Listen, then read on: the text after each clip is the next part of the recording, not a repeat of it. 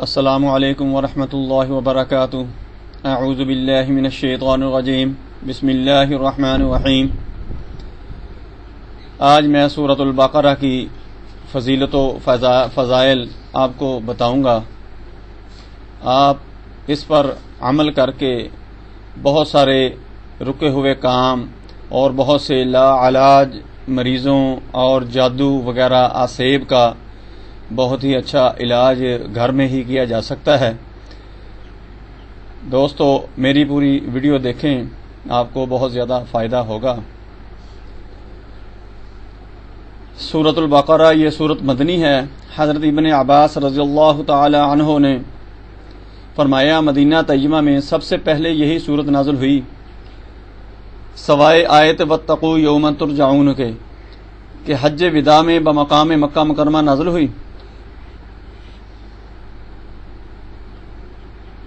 پہلے قرآن پاک میں سورتوں کے نام نہ لکھے جاتے تھے، یہ طریقہ حجاج نے نکالا۔ ابن عربی کا قول ہے کہ سورہ بقرہ میں 1000 امر، 1000 نہیں 1000 حکم، 1000 خبریں ہیں۔ اس کے اخذ میں برکت، ترک میں حسرت ہے۔ اہل باطل جادوگر اس کی استطاعت نہیں رکھتے۔ جس گھر میں یہ سورت پڑھی جائے 3 دن تک سرکش شیطان اس میں داخل نہیں ہوتا۔ مسلم شریف کی حدیث میں ہے کہ شیطان اس گھر سے بھاگتا ہے جس میں یہ سورت پڑھی جائے۔ بہقی و سعید بن منصور نے حضرت مغیرہ رضی اللہ تعالیٰ عنہ سے روایت کی کہ جو شخص سوتے وقت سورہ بقرہ کی 10 آیتیں پڑھے گا قرآن شریف کو نہ بھولے گا۔ وہ آیتیں یہ ہیں، 4 آیتیں اول کی اور آیت الکرسی، اور 2 اس کے بعد کی اور 3 آخر سورت کی۔ حضرت ابن عمر رضی اللہ تعالی عنہ سے روایت ہے حضور صلی اللہ علیہ وسلم نے فرمایا میت کو دفن کر کے قبر کے سرہانے سورہ بقرہ کی اول کی آیتیں اور پاؤں کی طرف آخر کی آیتیں پڑھو۔ اس کا شان نزول کچھ اس طرح ہے، اللہ تعالی نے اپنے حبیب صلی اللہ تعالی علیہ وسلم سے ایک ایسی کتاب نازل فرمانے کا وعدہ فرمایا تھا جو نہ پانی سے دھو کر مٹائی جا سکے نہ پرانی ہو۔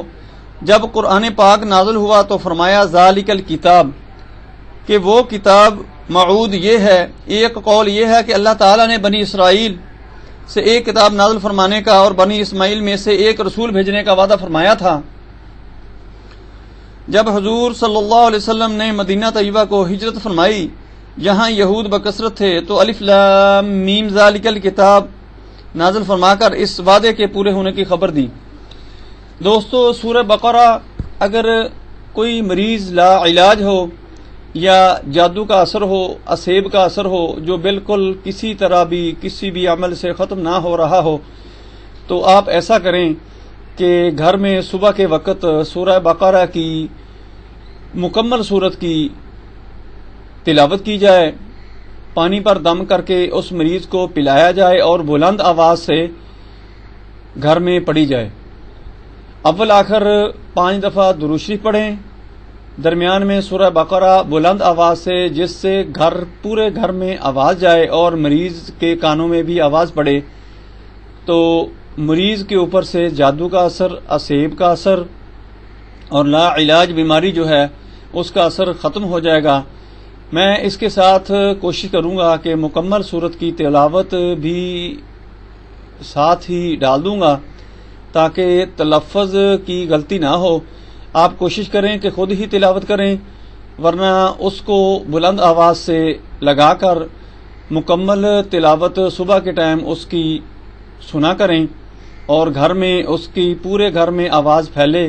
لیکن یہ خیال کیا جائے کہ بعض لوگ تلاوت لگا کر اپنے کاموں میں لگ جاتے ہیں یا گپیں ہانکنے شروع کر دیتے ہیں، یہ بہت ہی برا عمل ہے، چونکہ قرآن پاک کے بارے میں حکم ہے کہ جب قرآن پاک پڑھا جائے تو اس کو توجہ سے سنا جائے تاکہ برکت ہو اور اس سے کوئی نصیحت ملے۔